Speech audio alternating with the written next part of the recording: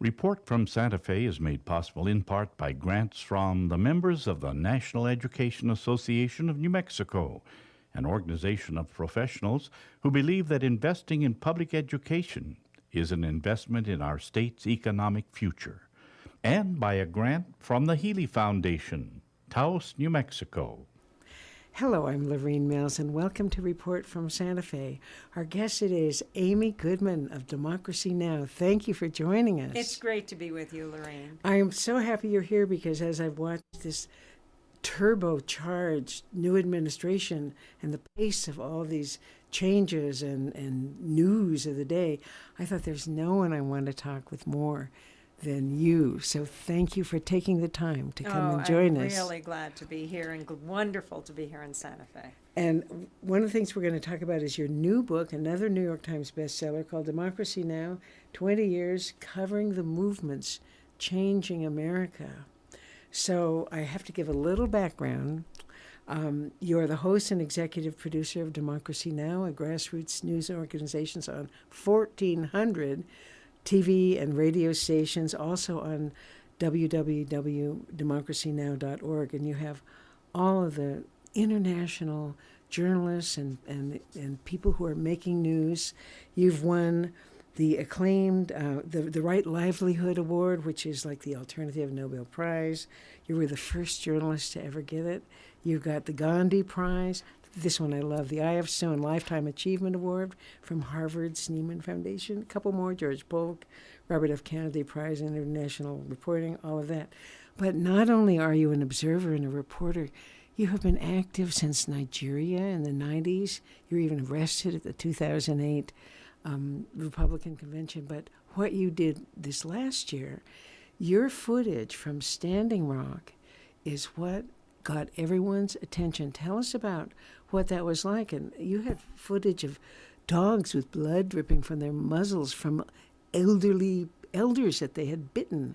Tell me about that. I mean, it was horrific. We're talking about the resistance to the $3.8 billion Dakota Access Pipeline that snakes its way from North Dakota to South Dakota to Iowa to Illinois, and then it'll hook up with a pipeline to the Gulf of Mexico. Native Americans are resisting, and they have been for over a year, since April 1st, when LaDonna Brave Bull Allard, a descendant of Sitting Bull, a member of the Standing Rock Sioux tribe in North Dakota, opened her property to the resistance, a resistance camp. They called it Sacred Stone Camp. And soon, thousands of people were coming. It was the largest unification of Native American tribes in decades. We followed this over the months, but we actually went there on Labor Day weekend to see what was happening. This is in the midst of the presidential election, when during the main general election debates, not one journalist asked a question about climate change. And yet hundreds of people, mainly Native, were being arrested, protesting this utter reliance on a fossil fuel economy and yet another pipeline being built. The people there did not call themselves protesters. They called themselves water protectors, because the pipeline, what Energy Transfer Partners, which owns it, wanted to do was drill under the Missouri River, the longest river in North America, that provides water to some 17 million people downstream of the Standing Rock Sioux tribe. And the tribe said no. And they weren't different from other North Dakotans. I mean, the people of Mandan, North Dakota, said no. The people of Bismarck, the capital, said no. And their wishes were respected, but not the tribe.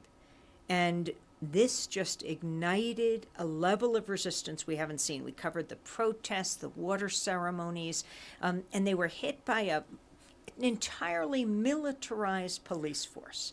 I mean, with MRAPs and tanks, they're tear gassed. And the people would say, you protect the Dakota Access Pipeline. What about protecting us, your neighbors? And so on that Saturday, we covered yet another protest where the people marched up to their sacred burial ground and they saw bulldozers operating at full tilt.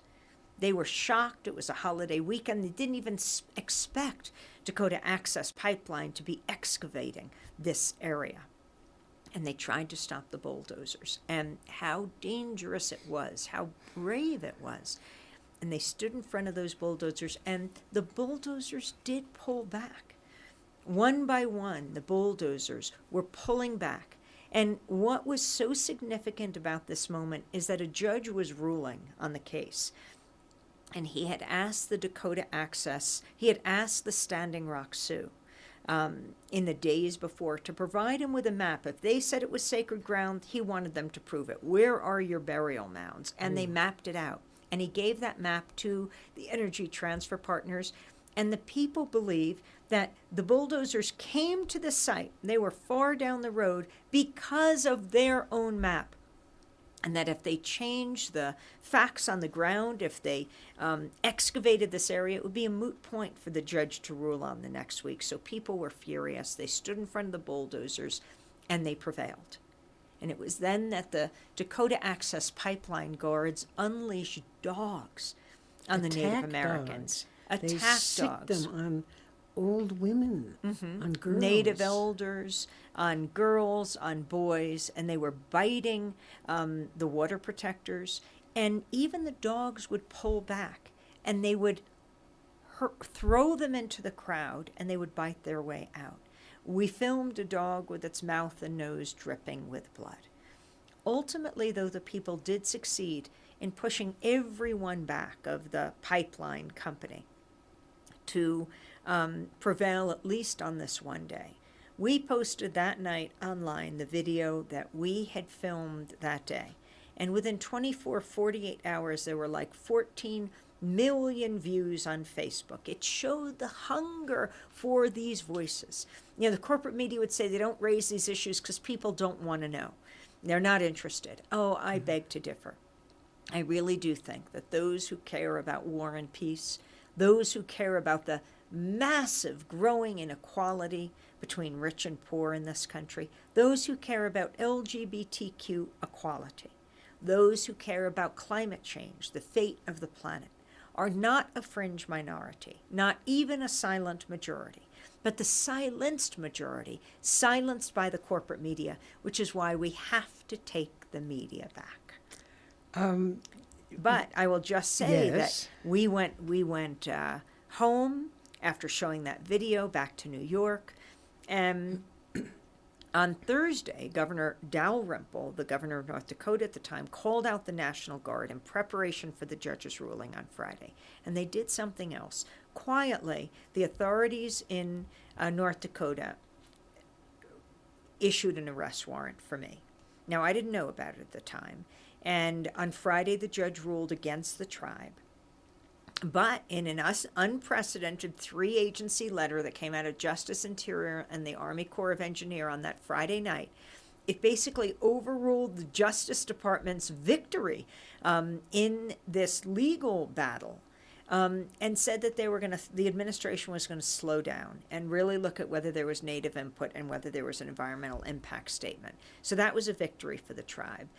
And then I was in Canada. I was there to speak after the premiere of a film at the Toronto International Film Festival that Friday night, a premiere of a film about I.F. Stone. And I thought it was worth going up. I had just come from North Dakota. People care about First Nations in Canada.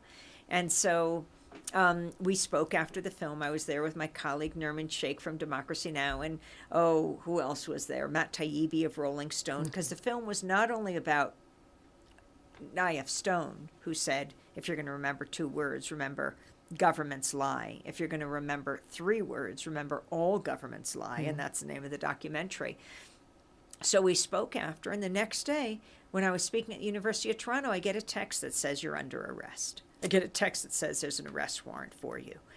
And I really, I came back to the United States. We ultimately went back to North Dakota a few weeks later, because I didn't take this personally. I thought it was a message sent to all journalists, do not come to North Dakota, which is exactly why we have to go to North Dakota, why we have to cover issues like climate change, because these are issues that are dealing with the fate of the planet. There's so much to cover. I know that Terry Tempest Williams, a friend of both of ours, had an editorial in the New York Times saying, we'll Bears Ears, the decommissioning of that memorial, will that be the next Standing Rock?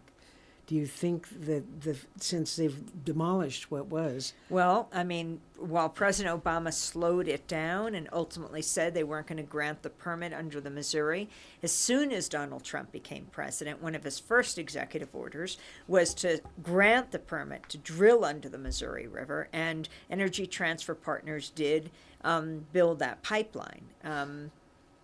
But there is this growing divestment movement that the Native Americans are leading against the financial institutions that support pipelines like Dakota Access Pipeline. So they're going after Wells Fargo, Bank of America, Chase Bank, and others. And they are letting people know that it is the whole system that is undergirding this reliance on greenhouse gas emissions and a fossil fuel economy that has to be changed. And this is a critical point of our day. I mean, we are historically the greatest greenhouse gas emitter in the world. People are suffering all over. When we go to the climate summits and the Maldives, boy came to the UN summit in Copenhagen in 2009 and said to us, looking right in the camera, "You are drowning our country." Or the people of sub-Saharan Africa who say you are cooking our continent. And it really does matter what is happening today because it affects people's lives. Well, again, we have so much to cover. You're an outspoken and much honored member of the media. You have some lines I just love. We need a media that covers power, not covers for power. Another one, a media that is the fourth estate, not for the state. And you are one of the few independent, broadly shared outlets for kind of an alternative news that the mainstream media just doesn't even touch. And then let's talk about this administration. They're calling it fake news. Trump is calling everything fake news and says that the news is the enemy of the American people. How do we fight that? Well, first of all, I don't think we're alternative news. I mean, I really think we represent the voices of the mainstream in this country. Because those who care about these critical issues of the day, including immigrants' rights and war and peace and climate change, are not fringe. They represent most people in this country, and we need a mainstream media that reflects this and doesn't just beat the drums for war. Now, you may ask a good question, Lorraine, about this attack on the mainstream media. President Trump calling the media institutions like the New York Times failing institutions, saying it's a font of fake news. Well, it takes one to know one. Donald Trump has been a source of so much fake news. He was a leader of the birther movement that tried to delegitimize the first African-American president of the United States, President Obama, by saying he wasn't born in this country.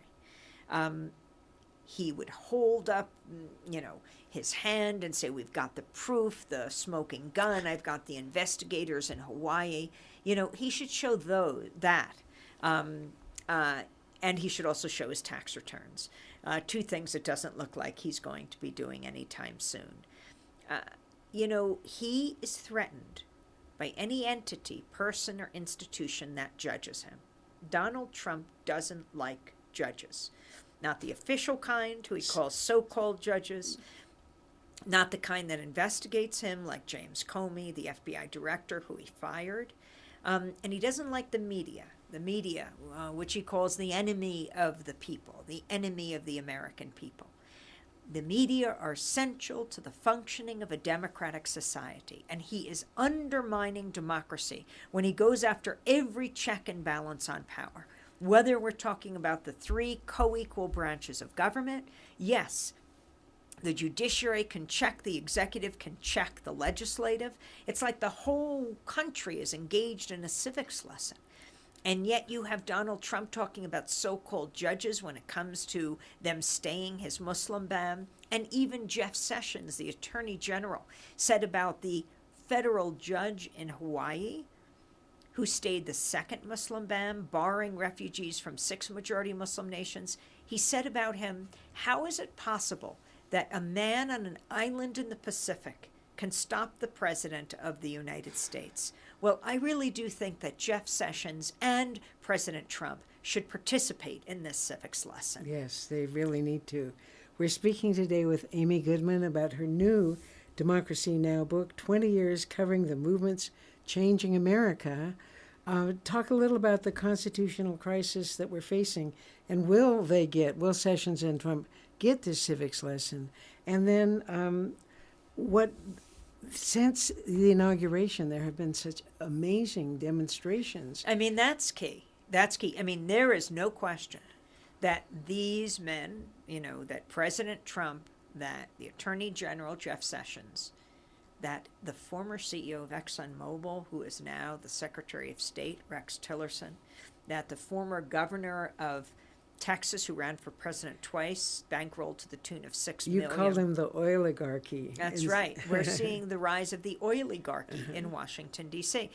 Rick Perry, bankrolled, I want to say, to the tune of $6 million by Kelsey Warren, who's the CEO of Energy Transfer Partners that owns the Dakota Access Pipeline. And he's the Secretary of Energy, the department he wanted to get rid of if he could remember its name. But the protests, they occupy powerful positions. But the protests from the day after President Trump's inauguration, he made so much of the comparison between his inaugural size and President Obama's. But what about just the next day? The women who turned out 3 times the size of his inaugural crowd. And that was just Washington. I saw Kerry Washington at Sundance. We covered the documentary track, of Scandal. She was in Los Angeles, gave a speech to 750,000 people. The massive protest that was here in Santa Fe. In Montpelier, 20,000 people came out. The police closed the interstate because too many people were coming into the Capitol.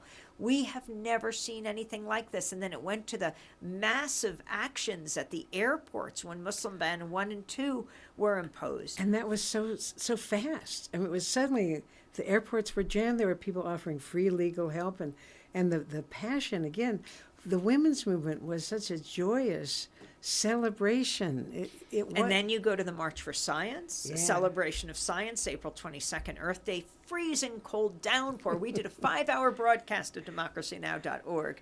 But thousands still came out. 1 week later, April 29th, the People's Climate March, 200,000 people come out, and it's the hottest April 29th in Washington, D.C. history, at like 97 degrees. And they're talking about climate change, and they're holding up signs that say things like, "I'm with her," with an arrow to Mother Earth. They say things like, "Ice has no agenda, it just melts." They say things like, "There is no planet B." I like the science and silence one, too. That's right. People wearing buttons that said science, not silence. And the other thing that is so impressive is the passion and the energy in these town halls. When Congress people go back to their constituents, and they are mad. And particularly about the health care issue, which is not exactly working in anybody's benefit at this point, and other issues, and they're just calling those lawmakers on the carpet. And a lot of them have had to flee their own town halls or just stonewall, or, it's... They're saying they're going to do a Facebook town hall, or they're going to Skype a town hall because they can't face the people. And it's putting a lot of elected leaders on notice. Yes, Republicans, but also Democrats. There is a resurgence in this country. Yes, the forces arrayed against them are powerful, but there is a force more powerful, and that is everyone band together. And you know that Santa Fe is a sanctuary city. That's another, they're trying to put federal penalties on the cities, a lot in California, actually the whole Southwest. I mean, that's very important. I mean, the crackdown on immigrants, as we travel the country, the number of people who've been arrested, and the numbers show now Donald Trump is basically arresting more people than we've ever seen in this brief amount of time. And President Obama, he deported millions of people. In fact, even his allies called him the deporter-in-chief. Yeah. So for this to be beyond that is very significant. And I have to ask, from migrant justice activists and Vermont, 2 of whom were just arrested and held for almost a week. To Arturo Hernandez Garcia, who was an immigrants' rights activist who had taken sanctuary in Denver 2 years ago and now was picked up on the streets. You have to ask, is the Trump administration hunting down immigrants' rights activists? You had described what's happening in this administration as dismantling the regulatory state and removing the protections from our air, our water, our land. We share the air. If they take away, they make our air unclean, they got to breathe it too. And it's with DeVos and education and Rick Perry and energy and Pruitt at the EPA. It's like they found the worst people to try to destroy everything that's made America great: the free education, workers' rights, environmental protections. And it came so fast at us. Every day there'd be a new shock. It was really literally shock and awe. Now Trump's on his first international trip, and that'll be very, very interesting. But your book goes through the passion and the power of all these movements, and the lines are resist and persist. But I really want to give you the opportunity to tell our audience in New Mexico what we can do. Well, I mean, I'm a journalist that covers what people do, and they have no lack of ideas, energy, or enthusiasm. We're on a many-city tour, at least 50 cities at this point, and we've been crisscrossing the country, and the energy is staggering. I was just in, Santa Barbara, California, and a high school student who graduated that day but didn't go to her graduation dinner so she could come to La Casa de la Raza, which is where we were having our event, and she had me sign her diploma, her award. She was talking about ethnic studies now, that they need to reinstate studies where people could appreciate their differences. People have come from all over talking about protecting the residents of their cities, towns, and hamlets. My colleague Juan Gonzalez and I, Juan, who's been hosting Democracy Now! For and who all wrote 21 that wonderful, years. Wonderful book, one of my News best for all the interviews. people. That's a great book. Yes, and Juan is writing a new book. It's called Reclaiming Gotham, and you should interview him. I hope he comes through here, Okay. talking about progressive movements in cities. We went to a meeting in New York City that was filled with hundreds of local legislators, city council members, state legislators, mayors, elected officials of every stripe, who are saying, how do we provide sanctuary? How do we protect the residents of our communities?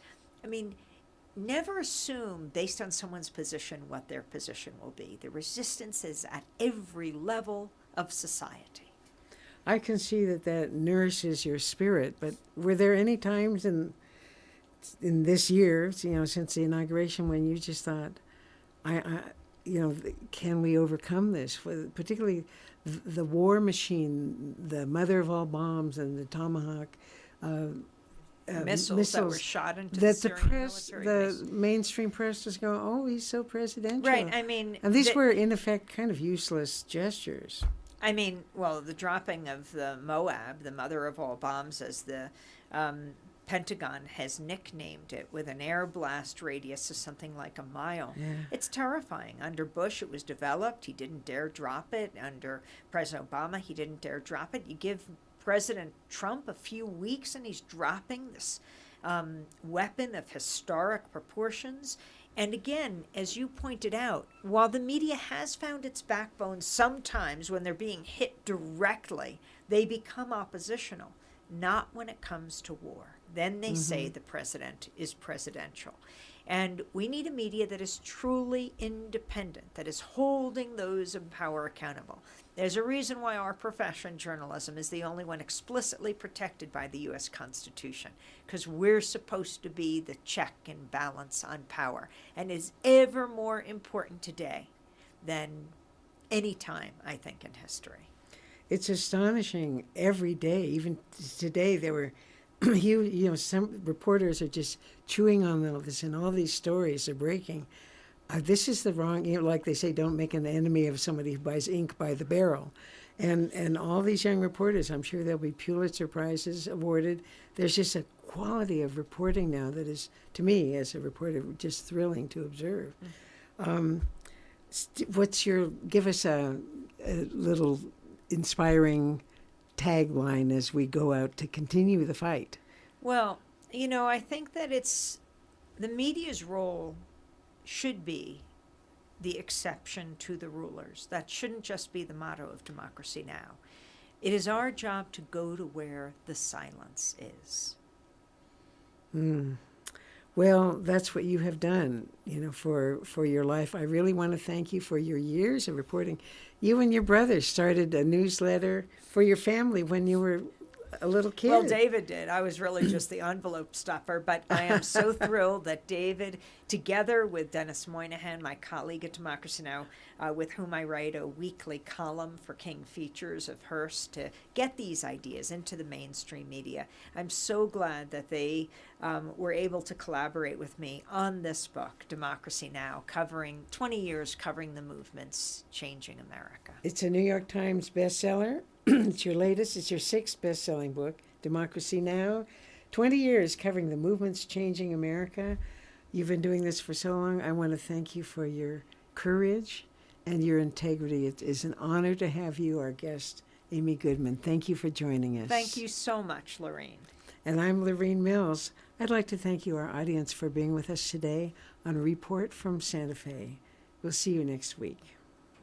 Past archival programs of Report from Santa Fe are available at the website reportfromsantafe.com. If you have questions or comments, please email info@reportfromsantafe.com. Report from Santa Fe is made possible in part by grants from the members of the National Education Association of New Mexico, an organization of professionals who believe that investing in public education is an investment in our state's economic future, and by a grant from the Healy Foundation, Taos, New Mexico.